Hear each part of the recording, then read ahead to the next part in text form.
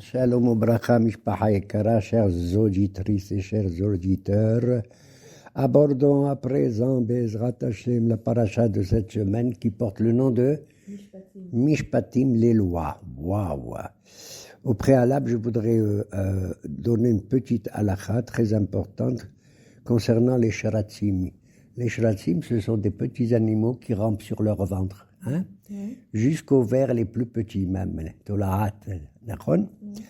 Celui qui ne fait pas attention quand il mange un fruit, surtout les figues, il y a plein de petits vers dedans, d'accord? Et les toutim aussi, les fraises. Alors, celui qui mange sans nettoyer comme il convient le fruit de tous les vers qu'il y a dedans, même les tout petits, il y a même des petits qu'on ne peut voir qu'avec un microscope. Mais celui-là, on peut le manger puisqu'on ne le voit pas, d'accord? Donc, celui qui mange un ver, il a transgressé au nom de la Torah 5 commandements négatifs. Tu te rends compte? À 5 reprises, la Torah parle de cela. Alors que s'il mange un morceau de cochon, il n'a transgressé qu'un seul commandement négatif. C'est incroyable. Parce que d'habitude, je dis, oui, c'est du cochon, c'est interdit. Mais les sharatzim, c'est beaucoup plus interdit. C'est pour ça que pendant la fête de Tou Bishvat, on demande à faire attention à tous ces détails-là. D'accord? Alors, notre paracha porte un nom vraiment impressionnant, Mishpatim, c'est-à-dire les lois. Akadosh Baruch Hu, avant même d'avoir donné les 10 commandements dans la paracha de Yitro, elle nous recommande avant et après de faire la justice, de nommer des tribunaux. Nachon, la justice, avant le don de la Torah. Qui c'est qui nous a enseigné la justice? Pas du tout. Moshe Rabbeinu, il était assis, il recevait du monde qui était debout, etc. Il est venu soi-disant un goy, mais c'est le meilleur religieux au monde, je dis bien au monde, il s'appelle Yitro. Hein? Il descend de Midian, qui était le fils d'Abraham Avinu, n'oublions pas, qui s'est marié avec Ketura. Et donc c'est Yitro qui donne des conseils techniques à qui? À Moshe Rabbeinu de nommer des tribunaux. Saré Alafim, Saré Me'ot, Saré Hamishim, Saré Asarot, d'accord? Des juges sur 1000, sur 50, sur 100, sur 10, d'accord? À tel point que dans le peuple juif, il y avait près de plus de 78 000 juges à l'époque déjà dans le désert, dans le Midbar Sinaï, d'accord? Donc on parle de la justice et des tribunaux avant le don de la Torah qui vient de Dieu, et même après, ici, maintenant, c'est la paracha de Mishpatim, d'accord? Et la Torah commence, ce premier verset, c'est peut-être le plus important, Ve'ele Mishpatim asher tasim lifnehem. Ve'ele. Au lieu de dire voici les commandements, et voici. Quand il y a écrit et avec le vav, ça veut dire que tu rattaches maintenant ces lois avec ce qu'il y avait avant. Qu'est-ce qu'il y avait avant? Les 10 commandements. Waouh! Ça veut dire que rendre la justice, c'est aussi important. C'est impressionnant de voir qu'un juge ou des juges, ils ont la même valeur qu'Ivyachol, que Akadosh Baruch Hu qui donne les 10 commandements. Voilà pourquoi il est Ve'ele. De la même manière que Moshe a reçu la Torah, les 10 commandements au Mont Sinaï, il aurait reçu pendant 40 jours pendant lesquels il n'a pas mangé, il n'a pas bu. C'est incroyable cette histoire. D'accord? Il aurait reçu aussi toutes les lois de Torah Sheba Alpé, de la loi orale, bien entendu, y compris les Mishpatim. Voilà pourquoi il a écrit Ve'ele. Et voici, pour rattacher cette paracha des Mishpatim avec celle de Yitro. Beseder?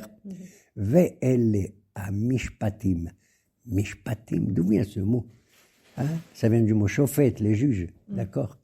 Mais on recommande déjà, de la manière la plus secrète qui soit, entre guillemets, que la justice, généralement on dit Yakob adin et tahar, le din, rendre la justice la plus sévère, entre guillemets, la plus forte, elle peut percer une montagne, de la pierre. Mais nos haramim disent c'est bien, mais en vérité, on doit, au lieu de faire le din, il faut faire l'ifnim mishurat adin. Rendre une justice qui ressemble, d'ailleurs, les rachetebot, l'initiale du mot mishpatim, c'est mitzvah, she'ase pshara, terem, yase, mishpat. Même, Shin, Pe, Tet, Yun, même. C'est une mitzvah. C'est pas seulement une recommandation, c'est une mitzvah de faire en sorte qu'entre les deux individus qui ont des problèmes entre eux, qu'ils fassent des concessions. Allez, essayez entre vous deux de vous arranger. Essayez. Lui, il me doit 1000 shekels, l'autre pas du tout, je lui ai déjà donné. On ne sait pas comment. Faites des concessions.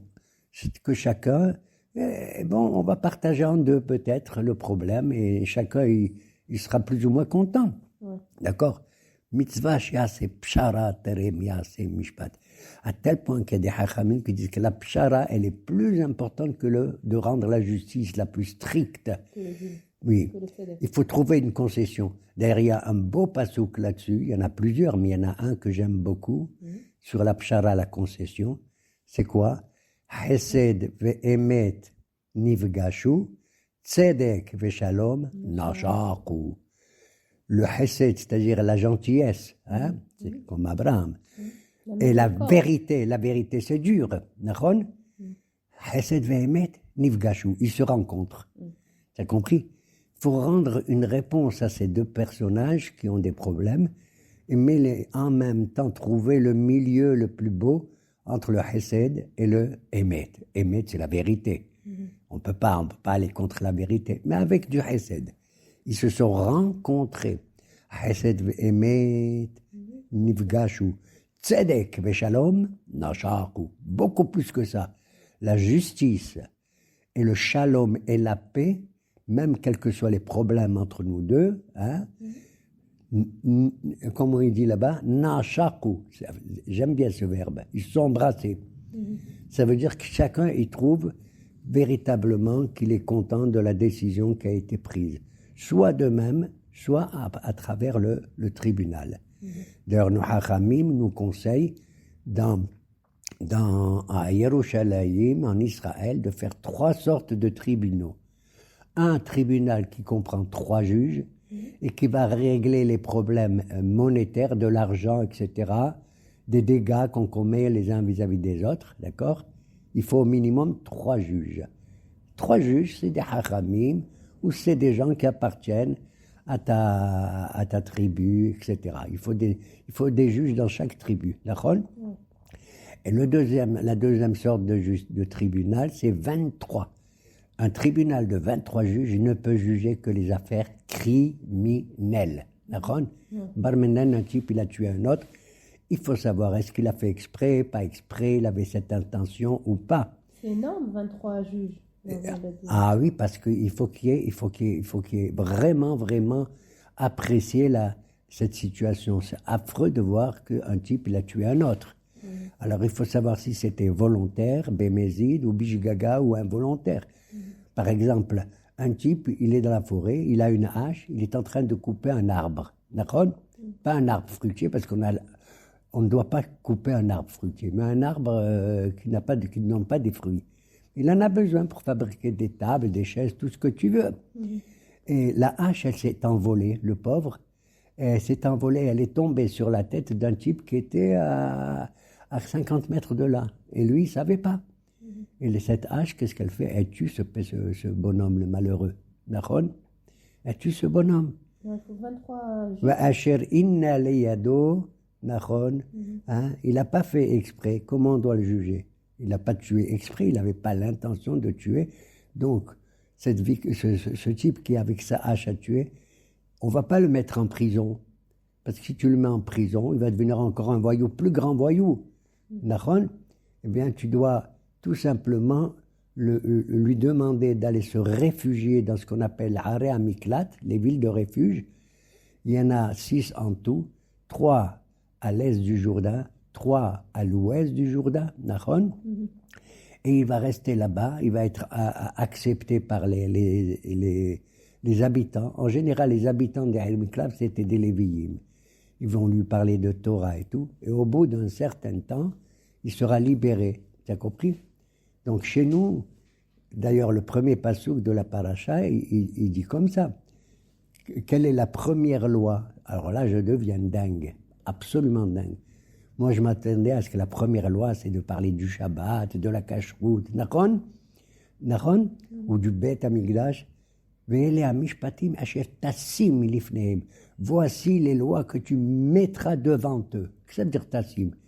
Elle aurait dû dire Ela mishpatim asher telamed otam. Tu leur enseigneras. Tassim, comment? Où je mets moi des lois? Ça veut dire quand tu enseignes la halakha, il faut qu'elle soit claire et nette, comme si tu la mettais sur une table. Tassim. D'ailleurs, comment on appelle le livre chez nous les Juifs qui parle des lois de la Torah? Comment on l'appelle? À propos de la table? Shulchan Aruch. Shulchan Aruch, Chazak ou Baruch. Oh là là, j'ai une havruta qui s'appelle Déborah. Aussi merveilleuse que ça, j'ai pas trouvé. Si, il y en a, j'en ai plein comme ça, des nièces et des neveux. Sauf, elle est incomparable. Et donc, Shulchan Aruch, c'est pour ça qu'il a écrit Asher Tassim, que tu mettras. Il faut que les choses soient claires. D'accord? Lifnehem devant eux. Qu'est-ce que ça a besoin d'ajouter Lifnehem? C'est bien sûr que tu enseignes devant eux. Tu as besoin d'ajouter ce mot. Lifnehem velo lifne avde avodazara. Velo lifne akum. C'est-à-dire, c'est des lois spécifiques que nous, le peuple d'Israël, on doit appliquer vraiment de la manière la plus rigoureuse, parce qu'elles aussi, elles viennent du bon Dieu. D'accord? Shetassim lifnehem. Mais par contre, nous, on a reçu combien? 613 commandements. Ouais. Bon, de nos jours, on ne peut pas les appliquer tous. Tu le sais pourquoi, hein? On n'a pas le Beth Mikdash. On n'a pas le Beth Amikdash, on n'a pas les lois relatives aux récoltes de la terre, etc. Ni Paradouma, ni Agla Arufa, etc. Bon. Mais Kadosh Baruch Hu, il a proposé aussi à toute l'humanité des lois du bon Dieu. Ouais. Et certains d'entre eux, ils l'ont accepté. On les appelle ceux-là les Béné Noah. On appelle ça les lois des Béné Noah, des Noahides. D'accord? Ça veut dire toute l'humanité. C'est les descendants de Shem, Ham et Yafet. D'accord? Alors, combien il leur a donné de lois? 500? 600? Pas du tout. Tu sais combien? 7. Tu l'as dit, 7 lois, c'est tout. Ils sont obligés de les faire s'ils ne font pas. Si il se dit je suis un Ben Noah, bien sûr. Et c'est pas que seulement ils sont obligés, elles sont merveilleuses pour retenir, mes chers auditeurs et auditrices, retenir les 7 lois des Noahides, c'est les 7 premières lettres de l'alphabet. Aleph, Bet, Gimel, Dalet, He, Vav et Zayin. Aleph. Non, Anochi, c'est nous qu'on l'a reçu, les 10 commandements. Aleph, c'est Ever Minahai. Un descendant de Noah, d'ailleurs comme nous aussi, il n'a pas le droit de manger un membre d'un animal tant que l'animal n'a pas été abattu. D'accord? Il faut qu'il soit totalement mort. Eux, c'est plus grave que nous, parce que nous, on peut manger un Ever Minahai, même si l'animal, après l'avoir abattu, il bouge un coup, tu crois? Mais chez les Bénénois, il faut que l'animal soit totalement mort pour qu'il puisse manger Ever Minahai, Aleph. Bet, c'est Birkat Hashem, Barmnan, ça veut dire celui qui maudit le nom de Dieu. On emploie le mot Birka pour ne pas dire lesquels là, d'accord? Comme Nachon. D'ailleurs, il y a une mitzvah, pas seulement le bon Dieu. Elohim lo tekalel, venasi be'amecha lo ta'or. Elohim, tu ne dois pas maudire. Ça ne veut pas dire Dieu ici. Elohim, ça veut dire aussi même les juges. C'est les deux. Et le président de ton peuple, tu ne dois pas le maudire non plus. Même celui qui a un poste important, pas seulement un président, d'accord, ou un roi. Donc, Bet, c'est Birkat Hashem. Gimel, c'est Gezel. Un Bénénois ne doit pas faire du vol. C'est interdit pour lui aussi. D'accord? Dalet, c'est... j'ai oublié. Bon, allez, Bet Gimel, Dalet, c'est... Bon, c'est Hereg. C'est Hereg, c'est-à-dire commettre un crime. Vav, c'est Veset, c'est-à-dire commettre des actes immoraux, d'infidélité par rapport à sa compagne. D'accord? Et Zayin, c'est Zara, ça veut dire de ne pas faire la Avoda Zara. Tu as vu? Un Ben Noir, il ne fait pas de la Avoda Zara. Quand je me rappellerai du Dalet, je vous le dirai. Bon. On n'a pas parlé. Elle est à Mishpatim et Shel Tassim. Alors, quelle est la première loi? Je deviens dingue. Au lieu de parler du Shabbat ou de, je ne sais pas, des lois importantes. Kitikne Eved Ivri. Waouh! La relation qu'on doit avoir vis-à-vis des individus qui sont de faible moralité, pour ainsi dire.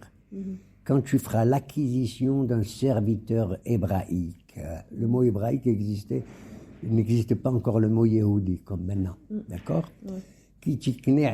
Quand tu feras l'acquisition d'un serviteur hébraïque, juif, d'accord? Pourquoi tu fais l'acquisition? Parce que ce type-là, ce personnage, il a commis un vol, il a commis des dégâts à droite ou à gauche, au lieu de le mettre en prison. Si tu le mets en prison, comme on a dit tout à l'heure, ce voyou, il va être encore plus voyou que d'habitude. Et qu'est-ce qu'il va gagner? Rien du tout. Quand il sera libéré, comme on dit, gros gens comme devant. Il va continuer. Alors que si il va se vendre, pour ainsi dire, se mettre au service d'un homme, d'un patron, à ce moment-là, l'argent qu'il va gagner va lui permettre, entre autres, de payer les dégâts qu'il a commis. Donc c'est bien.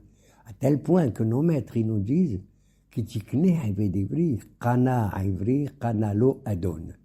celui qui est un serviteur juif, c'est comme s'il a un seigneur au-dessus de lui, un patron. C'est-à-dire, moi je crois que c'était le patron qui a un Eved, mais en vérité le Eved devient le patron. Pourquoi? Parce que tu ne dois pas avoir à son égard une attitude pas belle. D'accord? Par exemple, ne dis pas au Eved, tu vas le dire, va travailler dans les champs, tu vas fabriquer une menuiserie quelconque. Ok. Mais tu ne dois pas le dire, tu vas me nettoyer les chaussures. C'est pas beau. Tu vas m'attacher les lacets. C'est pas beau. Tu vas me porter des choses, tu marches devant moi et tout le monde y voit que c'est un ivri. Avodat parer. Même si moralement, c'est pas terrible, mais c'est honteux. Tu as compris?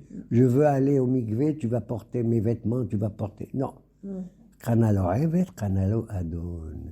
Qui tikne a evet a ivri, shesh shanim ya'avod. Au maximum, il doit travailler pendant 6 ans. C'est pas obligé 6 ans. Peut-être que c'est 2 ans ou 3 ans. C'est le Badin qui décide? Ah non, ça c'est... C'est le patron. Non, il sait lui-même. Il y a des cas où le type, il se propose d'être Eved chez quelqu'un. Il y a des cas où Nimkar Bedin, c'est-à-dire c'est le Bedin qui décide qu'il soit vendu à un patron. D'accord? Ou lui-même ou un Bedin, peu importe. Il doit travailler au maximum pendant 6 ans. Et la 7e année, il doit être libéré. C'est incroyable. Il doit être libéré. D'ailleurs, dans la Haftara qu'on lit pour Mishpatim, on lit une histoire du prophète Jérémie. Je crois que c'est au chapitre 8. À un certain moment de son temps, il y avait beaucoup de juifs. C'était pas beau. Ils avaient des avadim, des serviteurs. Ils les gardaient longtemps. Et Yermia, au nom de Dieu, il les a engueulés. Qu'est-ce que c'est ça? Libéré quand même, ça suffit. Ils ont dit, on t'écoute, Zama. Ils ont libéré leurs serviteurs. Et comme tu dis, 15 jours plus tard, ou j'en sais rien, ils les ont repris comme serviteurs. Il s'est mis en colère, Jérémie. Quoi? Je vous ai dit, c'est dans la Torah, il faut les libérer. T'as compris? Et il leur a dit, puisque vous ne l'avez pas fait, Barmenan, vous allez souffrir avec Deber, Rahab et Hereb. Avec la peste, avec la famine et avec le glaive, avec une guerre. D'accord? C'est une haftara terrible, mamash, qui met l'accent sur cette histoire de Kitikne Eved Ivri. D'accord? Sheshanim Yavod Baché, mais il doit être libéré. Monsieur les serviteurs, vous êtes libérés, ainsi que la femme qui est venue, votre femme qui est venue avec vous ici, et les enfants. Tu te rends compte? Le patron, il doit nourrir non seulement un serviteur, mais également sa femme et ses enfants. D'accord? Monsieur, vous êtes libre. Oui. Non, je veux pas. Je veux rester, continuer à rester votre serviteur. Il est fou. Mais ça va pas. Tu dois être libéré, je te dis. Rappelle-toi, pourquoi on parle du Haïved, la première mitzvah dans Mishpatim. C'est pour rappeler que le peuple d'Israël totalement était des serviteurs en Égypte, des esclaves, pas seulement des serviteurs. Souviens-toi que le bon Dieu, Anochi, qui t'a fait sortir d'Égypte. Et toi, tu fais pire que les Égyptiens, tu vas garder. Mais non, moi je ne veux pas garder, c'est lui qui veut rester encore à mon service. Il veut rester à ton service, il est fou. Tu prends ce mec, tu l'apportes devant ta porte à toi, et tu vas prendre comment on appelle ça, un poinçon, hein, et tu vas lui trouer l'oreille gauche, un martéa en hébreu, et tu le fais où? À ta porte, c'est-à-dire devant les deux linteaux, et devant le linteau et les deux amoudim, les deux colonnes de ta porte. Tu lui fais une boucle d'oreille. Et pourquoi faire ça? Tu lui fais une boucle d'oreille pour qu'il soit joli peut-être. Non, c'est pas pour qu'il soit joli. Un homme, c'est pas une femme. Alors. Une femme qui est au service d'un homme, on ne lui fait pas la marseilla, on ne fait pas la femme. On fait pas. Regarde comment on est délicat avec vous, hein. Franchement. Alors, pourquoi on lui fait ça? Rappelle-toi, quand on est sorti d'Égypte et qu'on devait manger le Korban Pessah pour marquer cette libération de Dieu, qu'est-ce qu'on a fait comme mitzvah? Il leur a dit, vous allez abattre le Korban Pessah, chacun dans sa maison, vous ne sortirez pas de votre maison, et vous allez prendre le sang de ce Korban Pessah et vous allez le mettre où? Au linteau et aux deux mezuzot et aux deux poteaux. Alors, tu as compris? C'est pour lui rappeler quoi? Tu veux ne pas être libéré? Hein? Tu n'as pas entendu au mont Sinaï que Dieu il a sauvé le peuple juif de l'esclavage? Hein? Tu n'as pas une oreille pour entendre? Tu n'avais pas une oreille pour dire Shema Israël Hashem et Ishma Hashem Echad? Alors, si tu penses que tu n'as pas une oreille, on va te la trouer. Comme ça, tu seras marqué avec ça. D'accord? D'accord? D'accord. Maké, Aviv, Maké, Mekalel. Alors, il y a plein de mitzvot. Il y en a des, je ne sais pas combien. Il y en a beaucoup. Maké, Aviv, Mekalel, Aviv, Ve'imo, Motumab. Maké, Aviv, Ve'imo, Motumab. De la folie. Que Dieu préserve un enfant, il frappe son père ou sa mère. Un enfant, il maudit son père ou sa mère. Même si Barminan, son père et sa mère, j'allais dire presque, c'est des Réchaïm. Ce n'est pas des gens bien, pour ainsi dire. Ben, il mérite la mort. En vérité, on ne va pas le mettre à mort. La Torah, elle fait ça exprès pour lui faire peur. Et le tribunal, il va le punir en payant tant d'argent ou en achon, ou devenir serviteur, peu importe. Il devient Ebed. Ah bon, il peut devenir Ebed? Ah, il peut devenir Ebed. En tout cas, ce qui est sûr, c'est qu'on ne le met pas en prison comme ici, dans la société occidentale. D'accord? Ça ne sert à rien du tout. Il faut réparer, soit dans les villes de refuge, soit chez le Hadon, etc. Je vais te dire, même le patron d'un serviteur, d'un Eved, il a un seul matelas, tu sais, qui le donne à son Eved.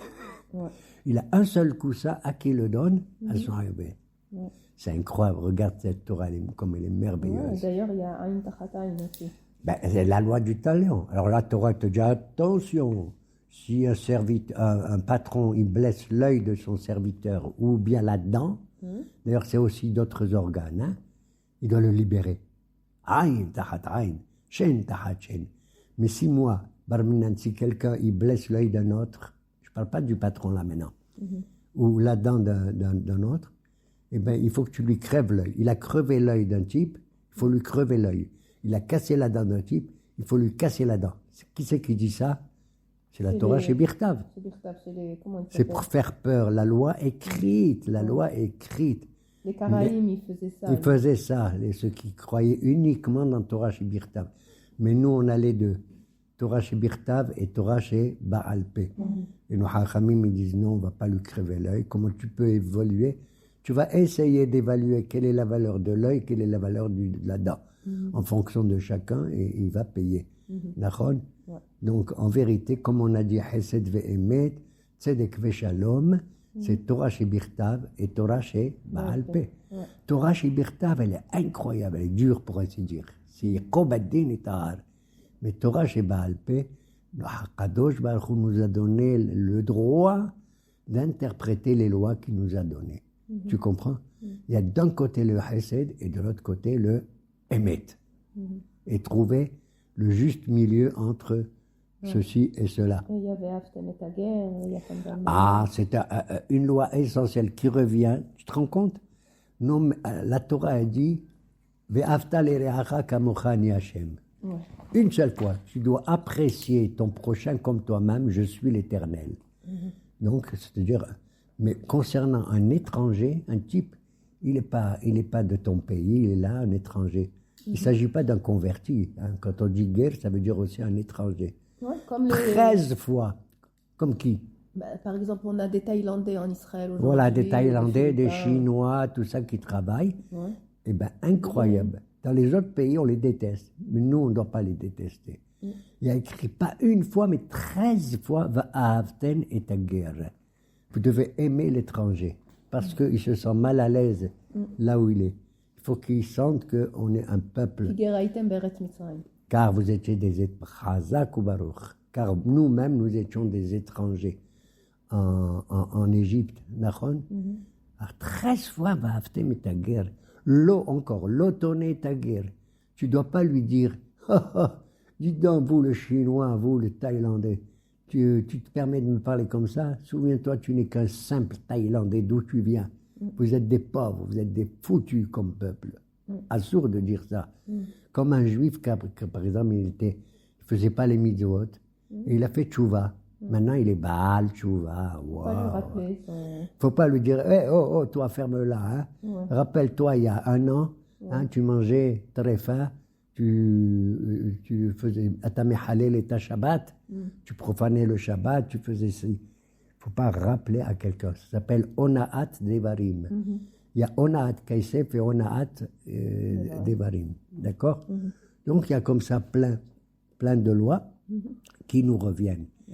Rabotai, excusez-moi, concernant les lois de Noah, j'ai oublié le Dalet. Dalet, c'est... Dinim. Voilà, heureusement, ça me revient. Et les Bénénois, ils doivent établir aussi leurs tribunaux à eux, selon leurs lois à eux. Il faut qu'il y ait des tribunaux. Il faut qu'ils aient eux aussi Voilà, Moraï Verabotai. Je vous ai dit une paracha longue, mais moi, quand je fais un cours, je suis sérieux parce qu'il faut qu'il soit court. C'est tout. S'il est trop long, je ne peux pas mettre mon pantalon parce qu'il est long. D'accord? C'est-à-dire, Kadosh Baruch Hu, il nous apporte que de la paix, d'appliquer les lois morales que Dieu nous a données. C'est vrai que la Torah, la morale, elle a précédé la Torah, mais même si j'ai un comportement juste et comme il convient, il faut que je fasse comme si c'était Dieu qui nous l'a donné et faire en sorte que ces mitzvot ne viennent pas de notre gouffre, de notre corps dans ce rôle amazé, mais elle est aussi donnée à notre neshama et notre âme. Baruch Hashem le'olam, amen ve amen.